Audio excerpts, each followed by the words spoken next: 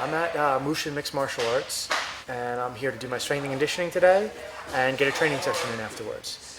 We usually do full body work, a lot of functional training, a lot of sort of posture correction, rehab work for a lot of the injuries we have. So it's mostly just an hour of that with some strength training mixed in, standard stuff. I have this view that most of the really hard conditioning, it comes through the sparring, through the drilling, through the rolling. So mostly what I want to do is try to just keep all the systems working together, not try to force it too much, especially at this point, less than 2 weeks out. It's, pushing hard in conditioning is not really going to do too much, just going to fatigue the body. I promise this is way harder than it looks.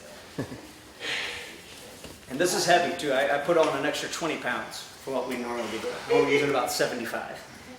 Let's go. Normally he looks he's a little bit more banged up than he is right now, so so far so good.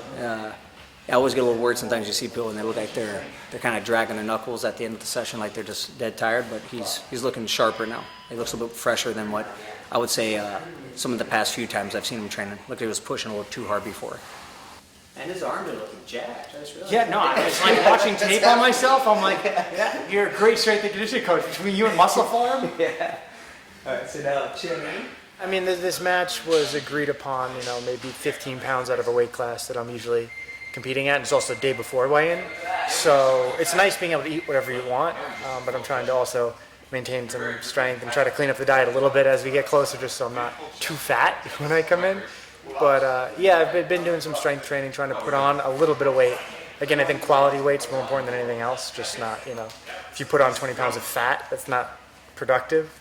Whereas if you could put on a little bit of strength before a match, it's nice. And we had noticed, so I had like 8 weeks to put on a little weight, which I have done successfully. Like, I'm happy with where my weight's at now. And so if you notice, everything that we're doing is at an easy pace, simple exercises, and that's really deliberate. We don't want anything too complex.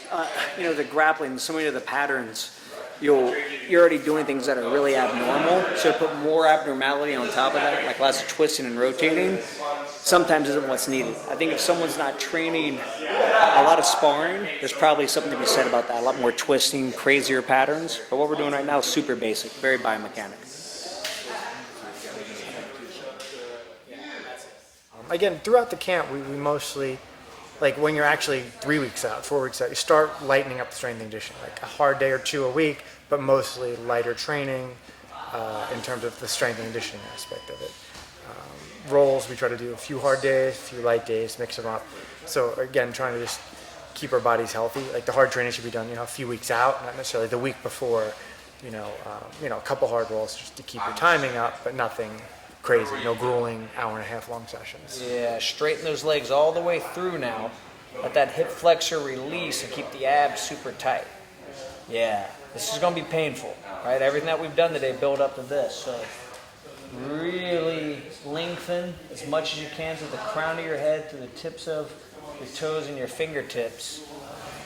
Training, again, is mostly about being precise in training, not so much especially with this opponent, we're not going to outspeed anyone here. His reaction time's great. His setups are really, really strong.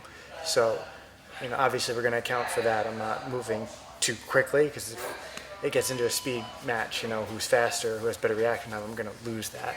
So most of the training is just really just being precise with the setups, the game plan we want to implement, making sure at least my finishes are repped well. So if we do manage to get to a dominant position, hopefully we'll be able to translate that into a submission. So really focusing on that.